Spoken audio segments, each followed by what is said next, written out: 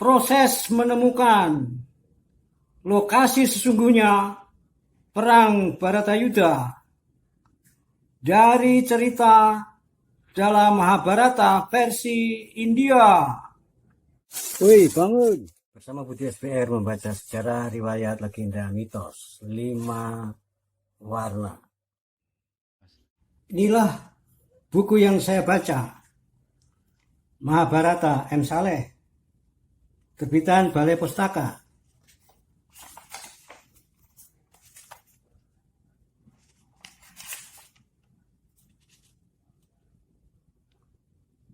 Cetakan pertama 1949, cetakan kedua 1959, cetakan ketiga 1968, cetakan keempat 1975, cetakan kelima 1978, cetakan keenam 1986, cetakan ketujuh 1991, cetakan ke-8 1992, cetakan ke-9 1993. Ada keterangan di sini, telah disahkan penggunaannya di sekolah dengan keputusan Direktur Jenderal Pendidikan Dasar dan Menengah, Departemen Pendidikan dan Kebudayaan, tanggal 26 Maret 1992.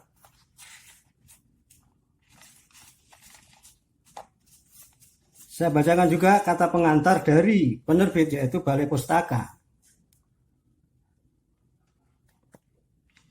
Kisah Mahabharata dalam buku ini disajikan secara utuh dan runtut, mulai dari permulaan sampai akhir, bermula dari kelahiran Pandawa dan berakhir dengan Kurawa, kematian mereka. Bahasa dan gaya penyampaiannya mudah dimengerti. Tokohnya diceritakan satu persatu, sehingga buku ini banyak memberi informasi mengenai kisah Mahabharata. Kita dapat memetik hikmah dari perjalanan tokoh-tokohnya. Nasihat-nasihat dalam buku ini seperti nasihat Sri Bathara Krishna kepada Arjuna, nasihat Resi Bhisma kepada Yudhistira, seruan Bima terhadap Dhritarashtra, dan lain-lain. Sangat berguna untuk memperkuat dasar falsafah kita. Semoga buku ini bermanfaat untuk pemahaman dan pelestarian budaya bangsa kita. Ya, ada kata-kata pemahaman dan pelestarian budaya bangsa kita. Penerbit Balai Pustaka.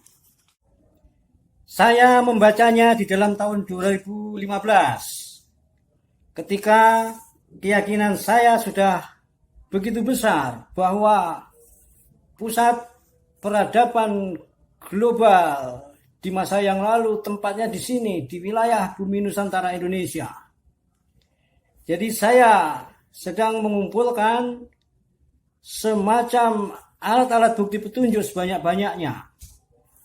Termasuk mengapa bidadari di sini sosok manusia berselendang, sementara bidadari di tempat yang jauh bersayap, makhluk khayalan. Bagaimana mungkin yang seperti ini lepas, tidak dipandang? Begitupun mengapa kuda-kuda tari di sini rendah meletak bumi? Mengapa keciptaannya berbeda dengan di tempat yang jauh? Mengapa di tempat yang jauh ada yang berkesan berjinjit-jinjit, bahkan menggapai-gapai langit? Mengapa di seluruh muka bumi hanya ada di sini?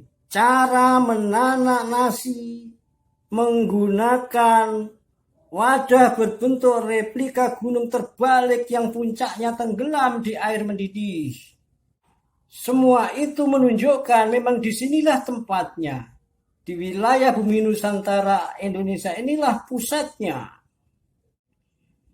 Disinilah tempatnya peristiwa besar masa lalu ditegaskan dengan sosok bidadari bukan makhluk mitis yang bersayap, melainkan sosok manusia biasa dan berselendang.